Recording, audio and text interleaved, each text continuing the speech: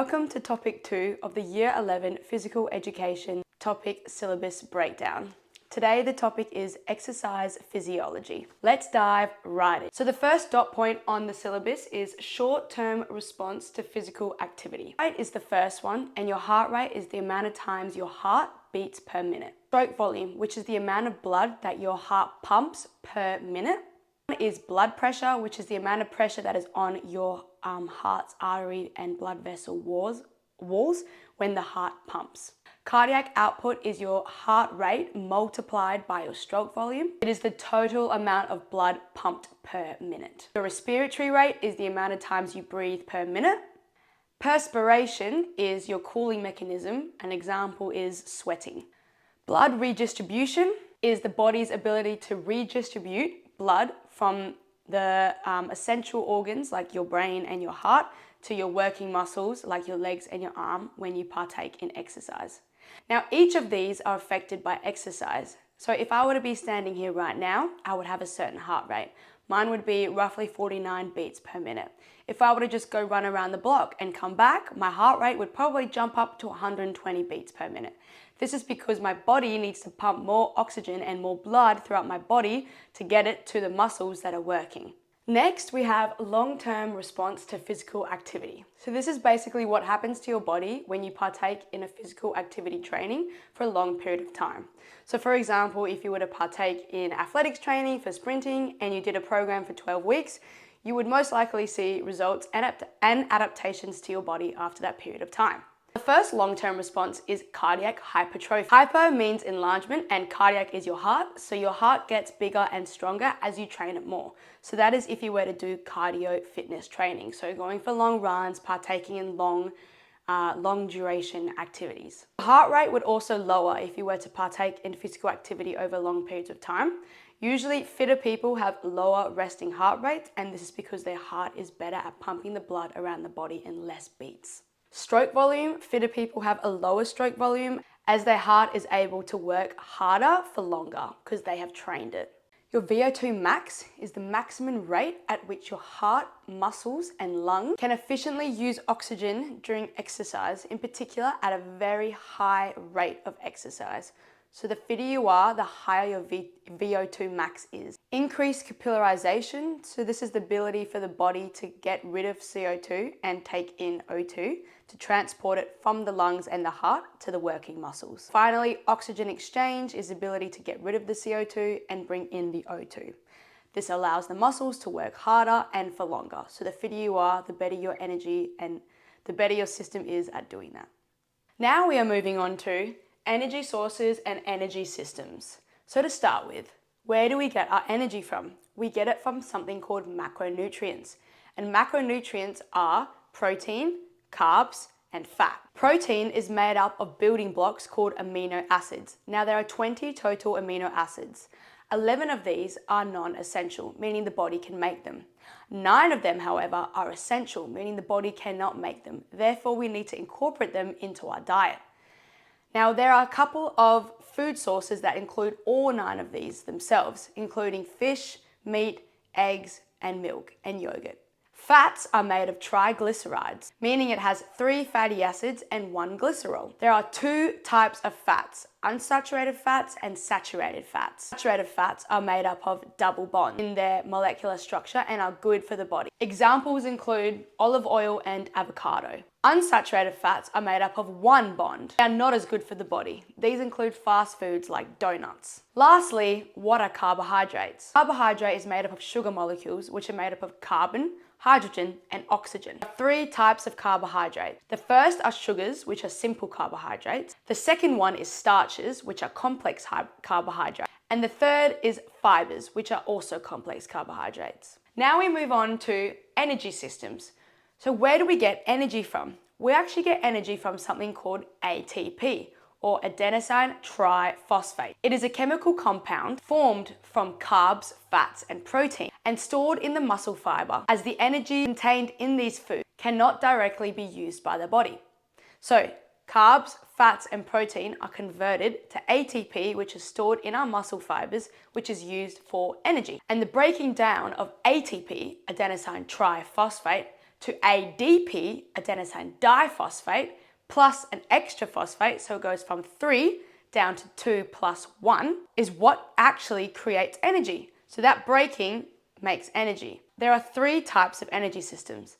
The first is the ATP-CP energy system, so the adenosine triphosphate creatine phosphate system. The second one is the anaerobic glycolysis energy system. And the third one is the aerobic energy system. All right, this brings me to the fun, juicy part. So what is creatine? So the ATP-CP's energy system, the fuel source that is used is something called phosphocreatine or creatine phosphate. Creatine is a compound found actually in our muscles and other sources like steak, chicken, and fish, so in other meat sources as well. It helps our muscles produce energy during high intensity workout. That is the key, high intensity workout. It also helps promote muscle growth. You're probably wondering, well, why can't I just eat steak, fish, and that to get my normal amount of creatine? Well, picture this. Let me break it down for you. To equate to the 5 grams of creatine that one must need to actually promote muscle growth, you would need to eat 4 pieces of steak every day. So about 1 kilo of beef steak or 1.5 kilos of chicken. Now, I don't know about you, but I'm pretty sure I could not eat 4 pieces of steak at dinner. So instead, they've supplemented creatine and they've made it into creatine phosphate powder, where you can get this little scoop and get that 5 grams basically saturated all together in one. Now, it is important to note that you do not just eat creatine and do nothing and you magically get muscles appearing. That is not how it works. You need to eat creatine in conjunction with a normal healthy diet plus workout. So you need to actually lift heavy or run fast or swim fast, partake in anything that uses the ATP-CP system. So anything that lasts for 10 seconds or less. There's no point really taking creatine if you're partaking in exercise that goes for longer than an hour, because you're not trying to build your muscles and make yourself heavier, are you? You're trying to run for longer. So creatine is good for you if you're trying to promote muscle growth and trying to hit those heavy 1 RPM weights. So back to the ATP-CP system. A couple of characteristics of the ATP-CP system is that it does not require oxygen. So technically, when you're lifting your weights, yes, you breathe. And when you're running a 100-meter sprint, yes, you breathe. But your body doesn't actually use O2 to break down the energy to give you that, to break down the ATP to give you that energy. You do not need oxygen in conjunction with it. And it also has a limited amount of ATP production. You cannot run at your 100% effort for a whole marathon. That is just not possible. You cannot sprint a whole marathon.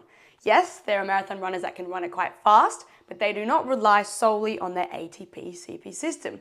That brings me to the second energy system, the lactic acid system or the anaerobic glycolysis system. It also doesn't require oxygen. However, its main fuel source is not creatine phosphate, but instead carbohydrates.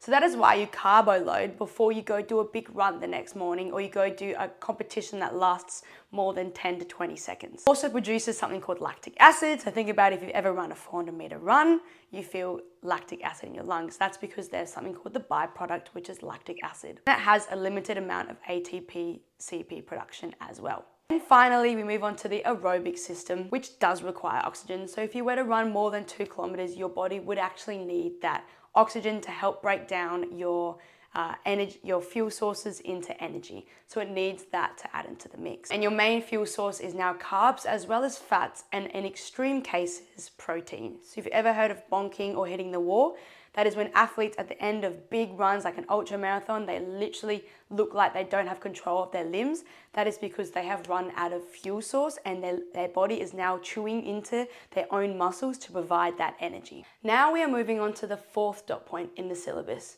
which is training methods. Now there are multiple types of training methods, and basically this means the different types of way an athlete can train depending on the event they're training for.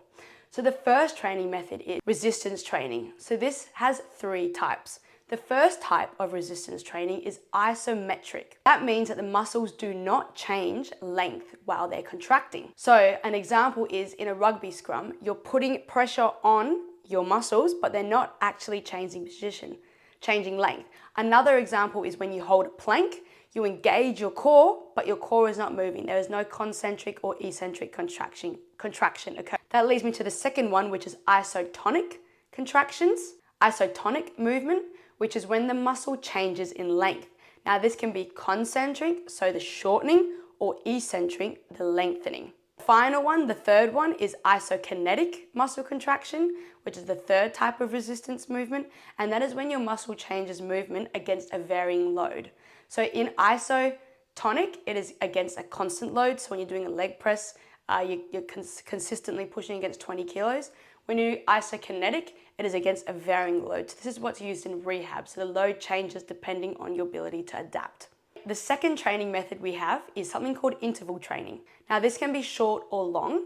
It is a series of repeated bouts of exercise broken up by predetermined rest. The next training method is continuous training, which is basically endurance for a long period of time. Next one is circuit training. So you go from each circuit where you put high intensity bouts broken up by rest. So think about HIIT workouts or circuit machine, circuit free weight workouts. We have something called fartlek training, which involves random changes in pace. So you might see sometimes footy players or long distance runners running around an oval with different coloured cones at certain spots. That basically represents them running at a certain percentage. So the purple might be 50%, orange might be 70%, and then yellow is 100%. And this replicates gameplay. So in footy or soccer, you might be jogging, and then all of a sudden you need to make a lead. So this is relating to that kind of training method. All the training methods link to the event that they're training for. So it relates to specificity, which we'll go into later. The next one is flexibility training. So you got static or dynamic, proprioceptive, neuromuscular facilitation. So that is actually when someone else does the flexibility training for you. So pushing against your leg or your arm. And then finally, we have something called plyometrics training, which is fast and powerful movements like jumping on a box or jumping up and down. So stuff that would be involved in something like long jump. Now we are moving on to principles of training. So the first one is progressive overload, which you've probably heard a lot about. So progressive overload is the gradual increase in workload applied once adaptation has occurred to a particular stimulus. The second principle of training is frequency. So how often does one train per week? Once, twice, 3 times, 4 times. The next one is intensity. That is the amount of effort applied during training. So how hard are we going? We're going 50%, 70%, 100%. That would depend on the type of training event that you're training for. We have the duration. So are your sessions a quick 30 minutes? Are they an hour? Are they 2 hours? Then we have the type. So that links back to the training methods. Is it fartlek? Is it interval? Is it circuit? And so forth. We have the specificity. So that's the type of event you're doing. So are you doing athletics high jump? That would look very different to athletics sprinting or athletics shot put. So it has to be very specific to the goals and the event that you're actually competing in and training for. Finally, we have something called reversibility or detraining. So that is the decrease in physiological performance, and it is often seen during a taper week, so the week right before your competition, or in the off season. So it's the reduction in volume and quantity of training. Next, we have components of fitness. There are 2 types of components of fitness. These components are usually affected by one's age, one's gender, one's fitness ability, and your muscle fiber type. The first is health related, and the second is performance related. Now there are 5 underneath health related. The first is cardiorespiratory endurance. So cardiorespiratory endurance, usually quite high in long distance runners or soccer players, and a test you can use for this is something called the beep test, which you've probably done in school before. So that is testing your cardiorespiratory endurance. The second one is muscle strength. So that is your 1 RM, so your 1 rep max, and that is an isometric contraction. So how hard can you hold something for a short period of time? And you test this with the grip strength test. The next one is muscular endurance, how hard your muscles can work continuously. You can test that also in ergos and riding or running. The next is flexibility, range of movement of a joint. That can be static or dynamic, and usually that is tested through the sit and reach test, which you've also probably done in school as well. Finally, we have your body composition, fat mass compared to the fat-free mass in your body. You can use skin folds and DEXA, and another measurement that used to be used all the time was BMI, so your body mass index, but that has been disregarded from the syllabus as it is no longer reliable. Finally, we move on to performance-related components of fitness. First one is agility. That is the ability for an athlete to change direction whilst maintaining speed and balance. So you'll see this quite a lot in basketball and netball. The next one is balance. That is your body state of equilibrium. Coordination is skillful and effective interaction of movements. Reaction time is the time between receiving a stimulus and starting a response. So for example, 100-meter sprinters, it is very important you have a quick reaction time as you're coming out of your blocks, because the race literally lasts for less than 10 seconds. And if you have a slow reaction time, you've already lost ground. Speed is the distance traveled per unit of time. And power is the ability to apply force quickly and explosively. And that is that. We've completed everything in the exercise physiology syllabus for year 11 ATAR PT study students. I hope that made sense, and I hope you learned something new. And let me know if you like this video, and I can't wait to make the next one. I'll see you then.